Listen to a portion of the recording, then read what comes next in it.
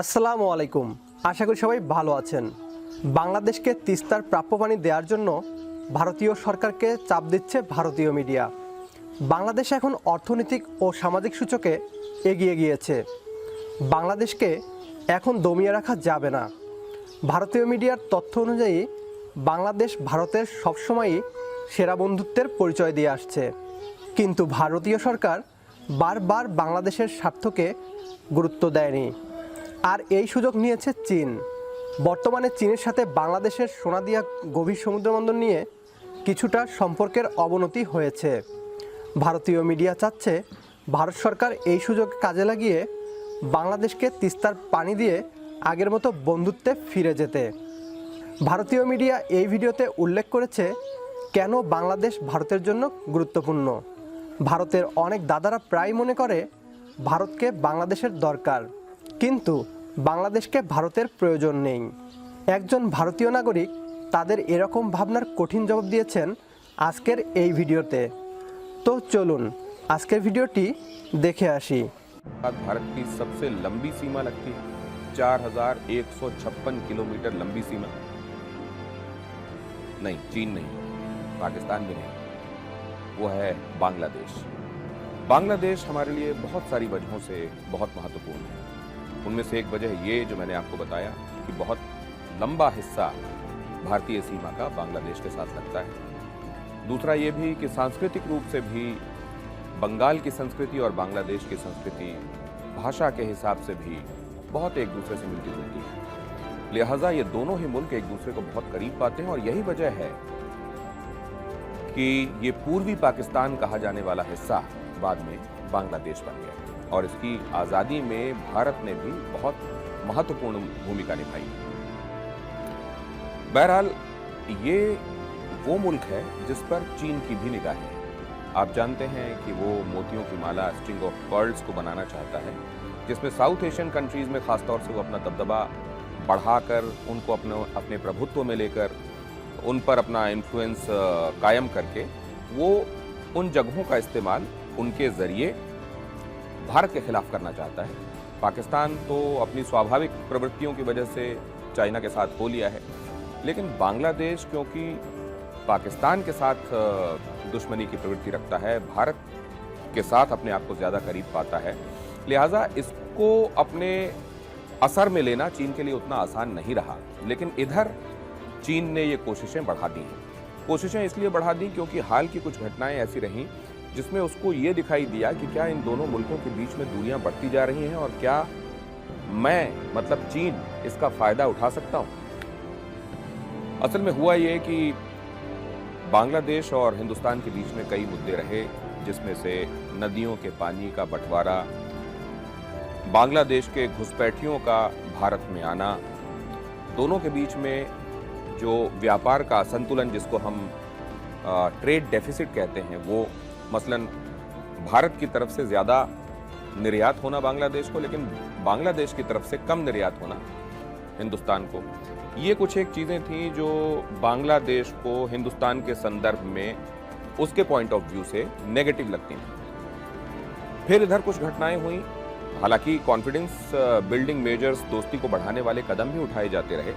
जैसे 2017 में जब शेख हसीना यहाँ पर पहुँची हिंदुस्तान, तो न्यूक्लियर पावर प्लांट लगाया जाएगा बांग्लादेश में जिसमें भारत सहयोग करेगा, ये तय हुआ। 2019 में 4 और डेवलपमेंट प्रोजेक्ट्स बांग्लादेश में लगाए जाएंगे जिनको भारत सहयोग करेगा, ये भी तय हुआ। लेकिन तभी एक मुद्दा ऐसा हुआ एनआरसी का असम में, जिसमें यह तय हुआ कि बांग्लादेश से आए हुए घुसपैठियों को हटाया जाएगा। अब बांग्लादेश की चिंता ये हो गई थी कि अगर वहाँ से घुसपैठिए सब हटाए जाएंगे तो हमारे यहाँ तो बहुत सारे लोग इकट्ठे हो जाएंगे, उनको हम कैसे अकोमोडेट करेंगे। साथ ही इस दौरान वहाँ पर नेताओं की तरफ से बांग्लादेश के खिलाफ स्टेटमेंट्स और बातें भी सुनने को मिली कि उनको जितनी एहतियात रखना चाहिए अपने सिटीजन्स को अपने यहाँ रखने के लिए, बॉर्डर क्रॉस करा के हिंदुस्तान में ना भेजे, वो ये एहतियात जो बरतनी चाहिए थी बांग्लादेश को, उसने नहीं बरती। तो इस बात को लेकर बांग्लादेश जाहिर है कंफर्टेबल नहीं था और ये चीन ने भांपा।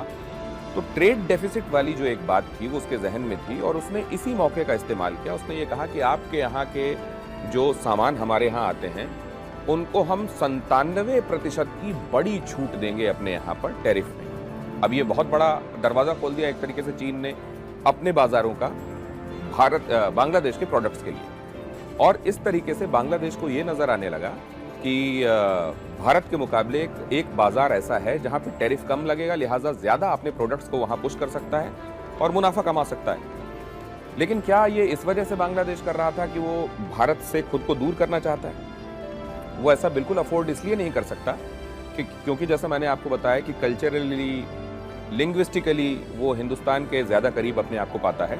और दूसरे ये भी कि अगर उसका एक हिस्सा, छोटा सा हिस्सा छोड़ दीजिए जिसमें म्यांमार से उसका हिस्सा लगता है, तो बाकी तो फिर भारत के साथ लगने वाला उसकी बाउंड्री का बड़ा हिस्सा है या फिर उधर समुद्र में बंगाल की खाड़ी से लगने वाला उसका हिस्सा है। लिहाजा वो भारत के साथ किसी भी सूरत में दूरी तो नहीं बनाएगा, लेकिन अपनी नेगोशिएटिंग पावर को बढ़ाने के लिए उसने चीन की इस दखल का इस्तेमाल किया ताकि भारत के साथ अपना बार्गेन वो ठीक से।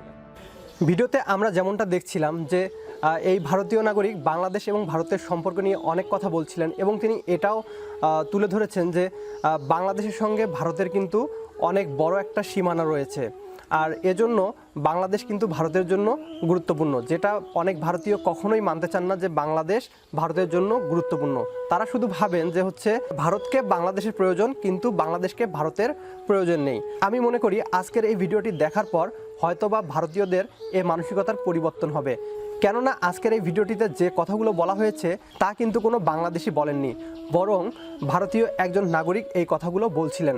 আর কথাগুলো সম্পূর্ণই সত্যি। আমার সবসময় মনে হয়েছে যে এর আগে কিন্তু তারা বাংলাদেশকে নিয়ে এভাবে কখনোই কথা বলেনি, বরং ভারতের আসামের বিভিন্ন মন্ত্রী এবং নেতারা এবং পশ্চিমবঙ্গের মন্ত্রী এবং নেতারা বাংলাদেশকে কটাক্ষ করে বিভিন্ন ধরনের কথাও বলতেন। আমরা অবশ্য সেগুলোর উত্তর দিয়েছি এবং সেই ভিডিওগুলো আপনি ভিডিও ডিসক্রিপশনে দেওয়া লিঙ্ক ফলো করে দেখে নিতে পারবেন। এখন বাংলাদেশের সঙ্গে বিশ্বের অনেক দেশেরই অনেক ভালো সম্পর্ক হচ্ছে এবং অনেক দেশ বাংলাদেশে ইনভেস্ট করার জন্য আসছে, তারা বিভিন্ন শিল্প প্রতিষ্ঠান স্থাপনে আগ্রহ প্রকাশ করছে। তো যখন ভারত দেখছে যে হচ্ছে বাংলাদেশের সঙ্গে অন্যান্য অনেক দেশের সম্পর্ক ভালো হচ্ছে, ঠিক তখনই কিন্তু ভারত বাংলাদেশকে নিয়ে ভাবা শুরু করেছে। আর তারা এখন বলছে যে তারা তিস্তার পানি দেবে। আসলে এত বছরে, এই দীর্ঘ সময়ে যখন তারা তিস্তার পানি ঠিকভাবে বন্টন করেনি, তো আমার মনে হয় না যে এখন যদি তারা করতেও চায়, এই তিস্তা চুক্তি যদি আবার নতুন করে করতে চায় বা তিস্তার পানি দিতে চায়, তো সেটাও আমার মনে হয় না যে সেটা নেওয়া ঠিক হবে বা তিস্তা চুক্তি নতুন করে করা ঠিক হবে। ভিডিওটি শেষ পর্যন্ত দেখার জন্য অশেষ ধন্যবাদ। ভিডিওটি ভালো লাগলে একটি লাইক দিবেন আর কমেন্ট করে জানিয়ে দিন আপনার মূল্যবান মতামত। আপনার ছোট্ট একটি লাইক বা কমেন্ট আমাদের কাছে অনেক মূল্যবান, কেননা এটাই আমাদের পথ চলার অনুপ্রেরণা। আর ভিডিওটি শেয়ার করতে একদমই ভুলবেন না। আপনার ছোট্ট একটি শেয়ারে হয়তো অনেকেই জানবে বাংলাদেশের পজিটিভ নিউজগুলো।